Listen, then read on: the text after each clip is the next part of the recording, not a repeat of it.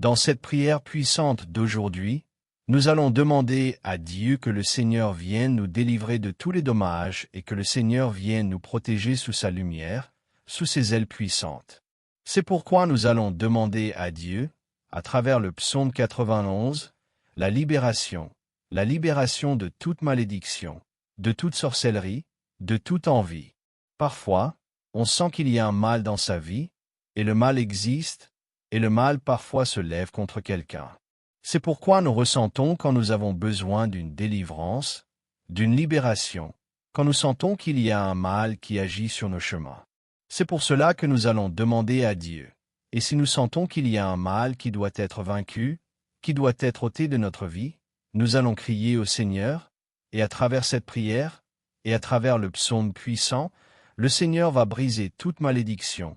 Le Seigneur va enlever tous ces maux depuis leurs racines, afin que nous puissions avoir la paix, afin que nous puissions avoir le soulagement, le bonheur, afin que ces maux ne viennent plus jamais dominer sur nos chemins. Et nous allons prier avec le psaume 23, afin que le Seigneur vienne garder nos pas, afin que le Seigneur vienne garder nos chemins, afin que le Seigneur vienne nous conduire vers de bons pâturages, vers de bonnes bénédictions. Que le Seigneur vienne prendre soin de nous à travers sa miséricorde, à travers sa compassion. Et Dieu va apporter ce repos, ce bonheur, cette paix à l'intérieur de nous. Cette prière est très puissante, car ce sont deux des psaumes les plus puissants qui existent dans la parole de Dieu, et à travers eux nous allons recevoir cette grande bénédiction. Et Dieu va aussi parler à nos cœurs à travers ces psaumes. Nous allons prier et nous allons recevoir un message de Dieu pour nos cœurs, pour nos chemins, pour notre avenir, un message qui va nous bénir grandement. Nous allons commencer cette prière en priant avec le psaume 91, puis nous continuerons avec le psaume 23. Le psaume 91 dit ainsi: « Celui qui demeure sous l'abri du Très-Haut repose à l'ombre du Tout-Puissant. Je dis à l'Éternel, mon refuge et ma forteresse, mon Dieu en qui je me confie. Car c'est lui qui te délivre du filet de l'oiseleur, de la peste destructrice. Il te couvrira de ses plumes, et tu trouveras un refuge sous ses ailes. Sa fidélité est un bouclier et une cuirasse. Tu ne craindras ni les terreurs de la nuit, ni la flèche qui vole de jour, ni la peste qui marche dans les ténèbres, ni la contagion qui frappe en plein midi. Que 1000 tombent à ton côté, et 10 000 à ta droite, tu ne seras pas atteint. De tes yeux seulement tu regarderas, et tu verras la rétribution des méchants. Car tu as fait de l'Éternel ton refuge, du Très-Haut ta demeure. Aucun malheur ne t'arrivera, aucun fléau n'approchera de ta tente. Car il ordonnera à ses anges de te garder dans toutes tes voies. Ils te porteront sur les mains, de peur que ton pied ne heurte contre une pierre. Tu marcheras sur le lion et sur l'aspic, tu fouleras le lionceau et le dragon. Puisqu'il m'aime, je le délivrerai, je le protégerai, puisqu'il connaît mon nom. Il m'invoquera, et je lui répondrai. Je serai avec lui dans la détresse, je le délivrerai et je le glorifierai. Je le rassasierai de longs jours, et je lui ferai voir mon salut. Au nom de Jésus. Ce que Dieu veut nous dire à travers ce psaume 91, par exemple quand Dieu dit « Que 1000 tombent à ton côté et 10 000 à ta droite, mais toi tu ne seras pas atteint ». Ce que Dieu veut nous montrer, c'est que parfois le mal se lève, et malheureusement à travers des personnes qui sont utilisées par le mal pour faire des sorcelleries, pour faire du tort. Combien de fois avons-nous appris, avons-nous vu que des personnes ont fait des sorcelleries contre quelqu'un, qu'elles ont fait des liens contre notre vie? Parfois, certaines personnes ne font pas de sorcellerie ni d'enchantement, mais on voit l'envie, la haine avec lesquelles elles se dirigent vers nous.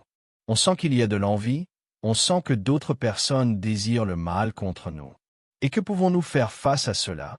Nous ne pouvons pas empêcher ces personnes d'avoir de l'envie ou de faire de la sorcellerie. Nous ne pouvons pas empêcher les gens de faire du mal ou d'avoir de l'envie contre notre vie, car chacun a le pouvoir de décider. S'il y a des personnes qui se laissent utiliser par le mal, cela les concerne. Mais ce que Dieu nous dit ici, c'est que peu importe s'ils font le mal, peu importe s'ils font beaucoup de tort, Dieu nous dit que 1000 tomberont de notre côté, et s'ils essaient encore de faire plus de mal, 10 000 tomberont, et ainsi de suite. Mais le mal ne nous touchera pas. Même s'ils essaient de faire du tort plusieurs fois, même s'ils tentent de faire de la sorcellerie, même s'ils ont beaucoup d'envie, ce que ces personnes désirent contre notre vie ne prospérera pas, car c'est Dieu qui sera avec nous. Et nous devons avoir cette confiance et cette sécurité. C'est pour cela que cette prière est aussi importante, car à travers elle nous allons demander à Dieu une telle protection que le Seigneur viendra nous garder. Mais nous allons aussi faire confiance à Dieu, nous allons croire que c'est lui qui fera tomber les maux, et nous serons tellement en sécurité, tellement confiants en Dieu, tellement tranquilles, que nous ne prêterons même plus attention aux personnes qui nous souhaitent du mal ou qui essaient de nous nuire. Car Dieu nous donnera une telle assurance que tout ira bien, que nous serons confiants, calmes et en sécurité sous ses ailes puissantes. Quand nous sommes sous les ailes du Très-Haut, Dieu envoie ses anges sur nos chemins pour nous garder, pour nous protéger. Parfois, nous voyons tant de mauvaises nouvelles, tant d'insécurité, tant de maladies, tant de maux dans ce monde, que cela nous génère de la peur, de l'angoisse. Il y a même des personnes qui ont peur de sortir dans la rue. Mais Dieu nous dit que si nous sommes dans ce cas, il enverra ses anges pour que nous soyons en sécurité sur nos chemins, au travail, à l'école, dans les tâches quotidiennes. Où que nous soyons, Dieu sera là, nous gardant et nous protégeant. Et cela est très important de le ressentir et de le vivre. Car au milieu de tant de mal, avoir la protection de Dieu et savoir qu'il envoie ses anges pour nous délivrer est quelque chose de merveilleux, d'extraordinaire. Comme il est dit ici au verset 15, « Il m'invoquera, et je lui répondrai, je serai avec lui dans la détresse. » C'est ce que nous faisons maintenant. Nous invoquons Dieu, et il nous répondra. Il apportera la réponse à notre vie. C'est pourquoi je voudrais aussi t'inviter, si tu le veux et si tu le peux, à laisser dans les commentaires une demande que tu as à présenter à Dieu. Écris-la avec foi, car nous allons la présenter à Dieu, nous allons invoquer son nom, et il nous répondra. Et comme il le dit, il sera avec nous dans la détresse, non pas pour souffrir avec nous, mais pour nous en délivrer, afin que nous ayons la paix, la joie et le bonheur. Car il dit, « Je le délivrerai et je le glorifierai. » Il n'y a rien de plus extraordinaire qu'une bénédiction qui vient de Dieu. Tout ce qui vient de Dieu est merveilleux, grand et surnaturel. Et c'est cela qui va aussi arriver dans nos vies à travers cette prière, à travers ce cri, à travers l'invocation de notre Père céleste. Nous allons maintenant faire notre prière en demandant à Dieu la délivrance pour nos vies. Seigneur Jésus, en ce moment nous prions, et nous prions à travers ce psaume 91. Nous avons lu ces promesses, Seigneur, et nous y faisons confiance. Nous avons tant besoin de libération. Nous avons tant besoin que les malédictions soient brisées pour toujours. Que ces maux faits contre nos vies ne prospèrent plus. Et s'ils étaient déjà en action, s'ils étaient déjà en train de prévaloir contre nous, qu'ils cessent maintenant. Que ces maux ne touchent plus notre maison, notre famille. Que les maladies soient ôtées. Que les dommages causés par l'envie soient vaincus pour toujours. Agis, Seigneur, avec ta main puissante. Ôte toute souffrance, toute oppression, toute angoisse, toute peur, toute insomnie, toute nervosité, toute anxiété. Libère-nous, Seigneur, par ta main puissante. Car tu l'as dit dans ce psaume puissant. 1000 tomberont d'un côté, 10 000 de l'autre, mais aucun mal ne touchera notre demeure. Que cela s'accomplisse, Seigneur. Que ta lumière brille, que ta bénédiction se manifeste, que ta paix et ton bonheur remplissent nos vies. Nous avons confiance en toi, Seigneur. Merci, Seigneur, parce que les chaînes du mal sont brisées. Merci, Seigneur, parce que cette bénédiction arrive puissamment dans nos vies. Entre tes mains, nous remettons cette prière, cette confiance, au nom de Jésus. L'Éternel est mon berger, je ne manquerai de rien. Il me fait reposer dans de verts pâturages, il me conduit près des eaux paisibles. Il restaure mon âme, il me conduit dans les sentiers de la justice, à cause de son nom. Quand je marche dans la vallée de l'ombre de la mort, je ne crains aucun mal. Car tu seras avec moi, ta houlette et ton bâton me rassurent. Tu dresses une table devant moi, en face de mes adversaires, tu oins ma tête d'huile, et ma coupe déborde. Oui, le bonheur et la miséricorde m'accompagneront tous les jours de ma vie, et j'habiterai dans la maison du Seigneur pour de longs jours.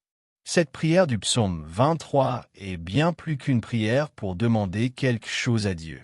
Cette prière du psaume 23 est une déclaration de confiance que le roi David faisait envers Dieu. Et c'est aussi une déclaration de confiance que nous devons faire nous-mêmes.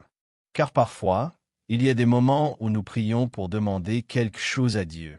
Mais il y a aussi des moments dans notre prière où nous devons faire une déclaration de confiance, dire à Dieu que nous avons confiance en lui, que nous croyons en lui, comme le faisait David dans ce psaume 23. Il disait à Dieu, « Seigneur, tu es mon berger, et je sais que je ne manquerai de rien. Tu es mon berger, et je sais que le Seigneur me guidera sur de bons chemins. » Et c'est cela que nous devons aussi affirmer, car les paroles ont du pouvoir. Les paroles ont le pouvoir de nous bénir, mais elles ont aussi le pouvoir de nous maudire. Nous devons utiliser les paroles à notre avantage, et parler comme David parlait, et dire à Dieu, « Seigneur, tu es mon berger. Et si tu es mon berger, de quoi pourrais-je manquer? Quel mal pourra prévaloir contre ma vie si le Seigneur est mon berger? Si le Seigneur est mon berger, il me conduira vers les meilleurs pâturages, près des eaux paisibles. Le Seigneur me conduira vers la bénédiction. » Ce sont des paroles de confiance que nous devons dire à Dieu. Et nous devons aussi y penser, méditer là-dessus, car si, dans notre quotidien, nous pensons que Dieu va nous conduire vers les meilleurs pâturages, que le Seigneur est dans notre vie, que le Seigneur ne nous laissera manquer de rien, même lorsque nos yeux voient le besoin, mais que nous déclarons, « Le Seigneur ne me laissera manquer de rien », ce que nous faisons à ce moment-là, c'est exercer la foi. Car c'est de cela qu'il s'agit, la foi. La Bible dit que la foi est l'assurance des choses que nous espérons et la conviction de celles que nous ne voyons pas. C'est cela, la foi. Attendre ce que nous ne voyons pas encore, mais être sûr que cela arrivera et être convaincu, à 100%, que cela se produira parce que celui à qui nous demandons et de qui nous attendons est un Dieu qui ne faillit pas. C'est un Dieu qui a créé les cieux et la terre, un Dieu parfait et merveilleux, et qui, par-dessus tout, comme le dit sa parole, veut nous bénir plus que quiconque. Un jour, une personne s'est approchée de Jésus et lui a dit, « Seigneur, si tu veux, tu peux me guérir. » Et Jésus lui a répondu, « Oui, je le veux. » La question n'est pas de savoir si je le veux, mais si toi, tu crois. Et ici, nous pouvons comprendre que la volonté de Dieu est toujours que nous puissions voir la bénédiction, que nous puissions voir la délivrance, que nous puissions voir des miracles dans notre vie. Si notre question est de savoir si Dieu veut vraiment nous voir bien, la réponse est oui, toujours. Toujours, Dieu voudra nous voir bien. Car quel père désirerait le mal pour ses enfants? Quel père voudrait la souffrance pour ses enfants? Dieu est Père, et Dieu ne désire pas le mal pour nos vies. Maintenant, nous devons savoir que Dieu est puissant. Affirmons-le, confirmons-le avec nos paroles, et pensons-y chaque jour, car de cette manière, nous combattrons aussi toutes les pensées négatives, et nous ne laisserons pas la peur ni le doute prendre place dans nos cœurs. Prions maintenant, affirmons et disons à Dieu que nous croyons que le Seigneur est notre berger, et que rien ne nous manquera. Père bien-aimé, le Seigneur est celui qui nous garde. Le Seigneur est celui qui nous protège. Le Seigneur est celui qui nous conduira vers de bons pâturages, vers de bons lieux, vers la bénédiction. Le Seigneur est celui qui ouvrira les chemins qui étaient fermés. Le Seigneur est celui qui apportera la paix dans notre vie. Le Seigneur est celui qui apportera la lumière dans toute notre existence. Le Seigneur est celui qui régnera dans notre maison avec amour, avec union, avec bonheur. Le Seigneur est celui qui apportera le progrès dans notre travail, dans tout ce que nous entreprendrons. Le Seigneur est celui qui ouvrira les portes et apportera de grandes bénédictions. Les fenêtres des cieux seront ouvertes sur nos vies, et le Seigneur répandra des bénédictions jusqu'à ce qu'elles débordent. Le Seigneur accomplira cette œuvre, et nous le confirmons, nous le croyons, nous l'affirmons par nos paroles, car nous sommes d'accord avec toi, Seigneur. Le Seigneur est celui qui apportera, ô Dieu, le bonheur complet. Le Seigneur est celui qui nous fortifiera dans les moments de faiblesse. Le Seigneur est celui qui nous pardonne, qui nous purifie de nos fautes et de nos erreurs. Le Seigneur est celui qui nous donne l'occasion de grandir, de changer, de nous améliorer.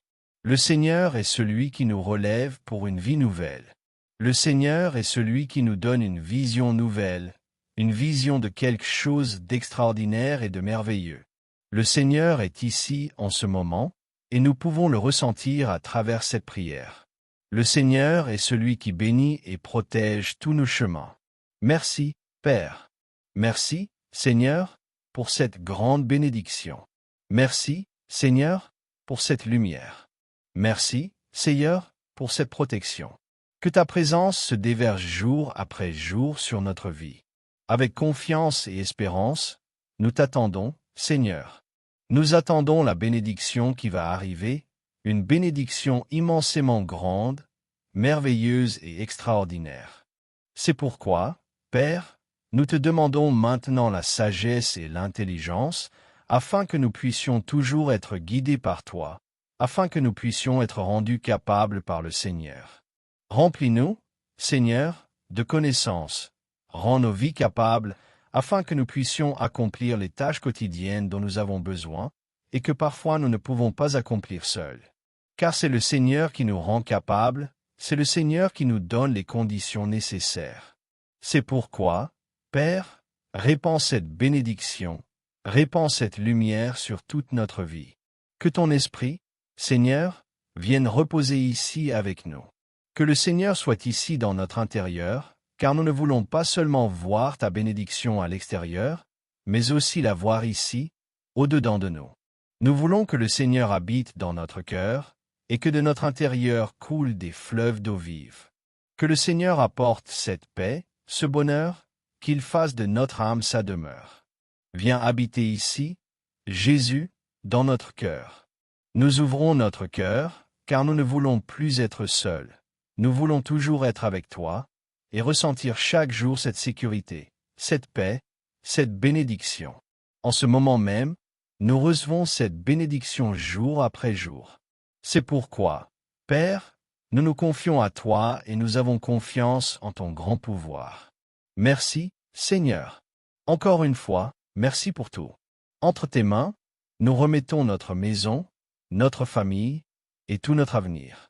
Le Seigneur est notre berger, et rien ne nous manquera. Pour la gloire du Père, pour la gloire du Fils, et pour la gloire du Saint-Esprit. J'aimerais t'inviter à faire cette prière pendant 7 jours. Le nombre 7 représente la perfection de Dieu. Dans cette prière avec le psaume 91 et le psaume 23, nous allons prier pendant 7 jours, et cette prière sera plus que parfaite, et elle sera une grande bénédiction pour chacun de nous. Si tu le veux, tu peux faire ce temps de prière de 7 jours avec cette prière du psaume 91 et du psaume 23.